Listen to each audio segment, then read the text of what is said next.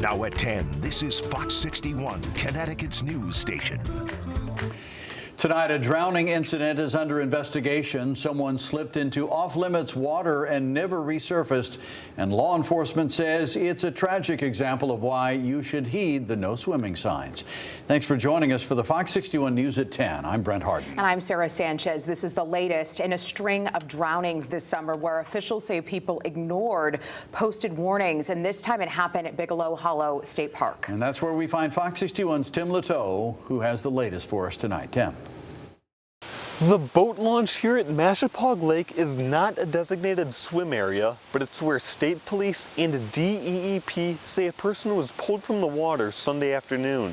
People at the park were saddened to learn the person had died shortly after. I feel bad for their family because, you come here to have a nice day, to enjoy the lake, and something like that happens. DEEP and Con police were called to Bigelow Hollow State Park in Union Sunday afternoon after reports of someone struggling in the water. But several hours after the victim was brought to the hospital, DEEP reported that person had died. Yeshuva Abreu says the calm, smooth waters of Mashapaug Lake are deceiving, as what seems like a shallow shoreline suddenly drops off. I wouldn't recommend going too far because it does get very deep and the rocks do drop off. But if you want to stay near the shore, it's very shallow, it's very beautiful. Edwin Viveros Flores was at the park and saw what happened. He says a man too far out in the water cried out for help before disappearing. It took a while to find the man. We checked everywhere and we saw him, and then we thought he was alive, but we found him dead. It took nearly 4 hours for investigators to clear the scene, as the state police and DEEP took the lead and closed Bigelow Hollow State Park early for the day. The mom was crying, was bursting into tears. DEEP stresses the importance of swimming in designated areas at any and all state parks and ponds. And they also note that it's important to swim in areas that have lifeguards on staff. In Union, Tim Latow, Fox 61. Also tonight, a diver has died after being pulled from the water in Stonington. Police say the man was found unresponsive at the town fishing dock yesterday. Officers performed CPR on scene and took him to Westerly Hospital, where he was pronounced dead. Stonington police and the Department of Energy and Environmental Protection are working to figure out exactly what happened. Motorcyclists suffered serious injuries after a crash in Old Lyme tonight, and the road is still closed now 4 hours later. Troopers say it happened around 5:30 on McCurdy Road near Bittersweet Lane. Lifestar was called to the scene, and McCurdy Road is closed at last check between Ferry Road and Duck River while the investigation continues. We're working to get more information for you tonight. Yeah, it was a great day again today. Lots of sunshine out there. Temperatures, too, made it to around normal. We made it into the low to mid 80s. Willimantic made it up to 81 today. Hartford made it up to 83. Waterbury, 80 degrees was your high temperature today. We'll see similar temperatures to this, too, as we go throughout the rest of the week. Starting out tomorrow morning around 7 a.m., our temperatures are in the upper 60s to lower 70s or so.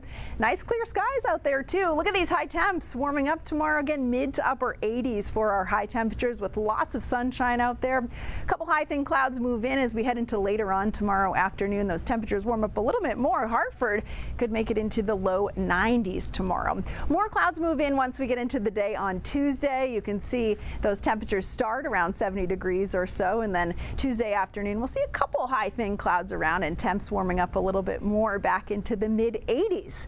If you like weather like this, great news for you. Things are looking pretty good as we go through the rest of the week. We'll talk about it in just a bit.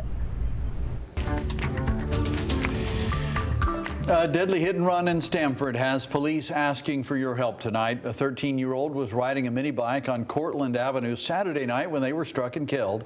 Investigators say the teen had pulled over to the shoulder with a family member on a scooter when a 2003 to 2005 silver Honda Accord slammed into the mini bike.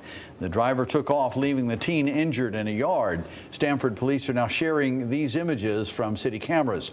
If you recognize this vehicle, call Stamford Police. missing person alert out of Watertown tonight. Police are trying to find a 23-year-old man who hasn't been seen in more than 2 weeks.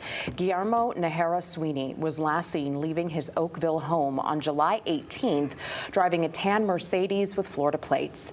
That car was later found abandoned in New York City, but Guillermo is still missing. Police say his phone is off and they're working with NYPD to track him down. Anyone with information is urged to call Watertown police. And a Plainfield man has been charged with assault and with impersonating police after he was found with a fake badge during an arrest. 51-year-old Jeffrey Howard was arrested after a woman came forward accusing him of physical and emotional abuse. Police say Howard initially lied about being law enforcement, even flashed a fake badge. When officers went to arrest him, he tried to escape by car but was caught. He is now charged with multiple crimes, including strangulation, assault, and tampering with evidence. A store clerk is hurt recovering from a violent robbery inside a Hartford package store, and tonight police are still looking for that suspect. Hartford police responded to a holdup alarm at Trinity Package Store on New Britain Avenue yesterday. The clerk told police a man in a ski mask burst in, demanded cash, then struck him in the head with a club-like weapon. The man got away with a small amount of money. The clerk was injured just below his eye. Police are still searching for the attacker. The Connecticut Sun has made it to the playoffs for like 7 years straight, and the biggest talk is now that they're moving. No one never talked about them the whole time they were doing things. They didn't promote it, and now they're leaving. A different mood for the Connecticut Sun and their fans at Mohegan Sun Arena this afternoon. After a victory Friday against the reigning champs, the New York Liberty, the Sun were beaten this afternoon on their home court, but the tone was much different with the home crowd.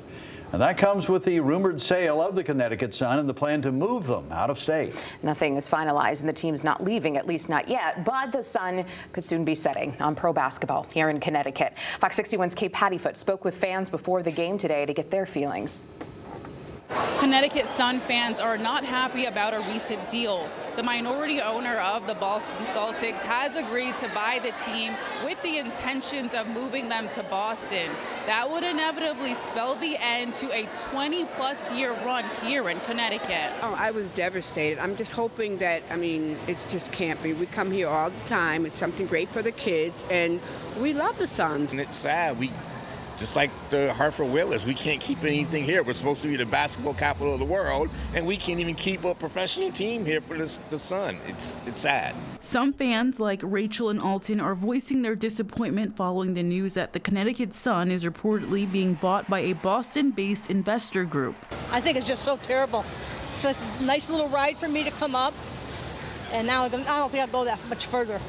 No, I just think it's a shame, and it's final, so you can't do nothing. Everybody's going to lose. I don't want to give Mohegan my money when I know they're not trying to do nothing to keep the Sun here. Because I know me buying the season tickets are not going to affect the pay of the players because they got contracts. They're going to get their money whether I come here or not. So we'll see what happens. The sale isn't a done deal, though. In a statement, the league says relocation decisions are made by the WNBA Board of Governors, not by individual teams. Willis still has questions, like many fans do. I just don't understand the concept of them, why they wouldn't spend the money to get them the training facility. They make money off them. They bring people here. They know when people come here, they're going to play, they're going to gamble, and I just don't understand why they couldn't keep them. According to the Associated Press, the Sun wouldn't play in Boston until the 2027 season, and the investment group would contribute $100 million for a new practice facility, something they don't have currently. Some fans, like Don Jones, are holding out hope that somehow this deal doesn't materialize and the Sun stay put. This is home. So I'm just hoping that it doesn't go through. I'm just hoping that, something works out. Like, come on. Really, we don't want them to leave.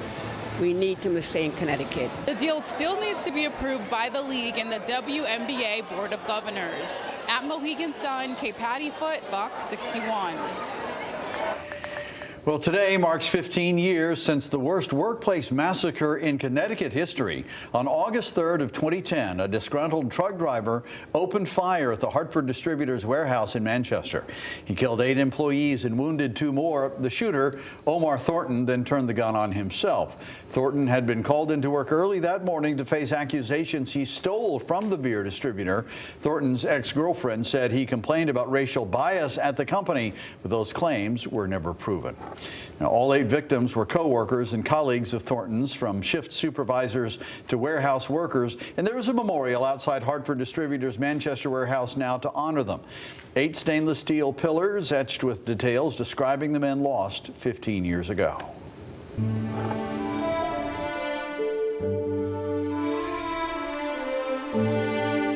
To our brother, firefighter Raymond Ray Moreau, his last alarm. He is going home.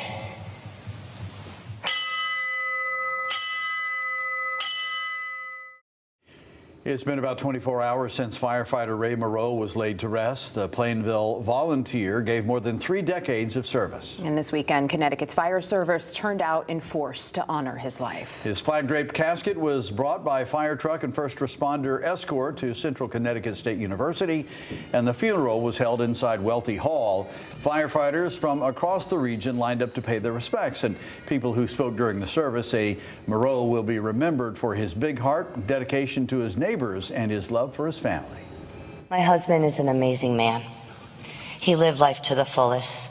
He laughed with many, and he loved all. Whether you know them or not, kind of hurts. It hurts the community of firefighters, and we come out here to support the family and fellow members.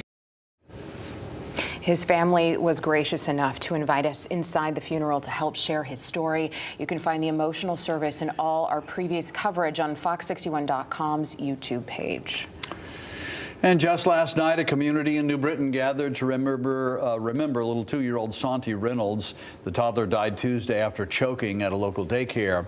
And while investigators work to determine what happened, his family is holding on to memories and asking for answers. A crowd of blue-filled Stanley Quarter Park Saturday night.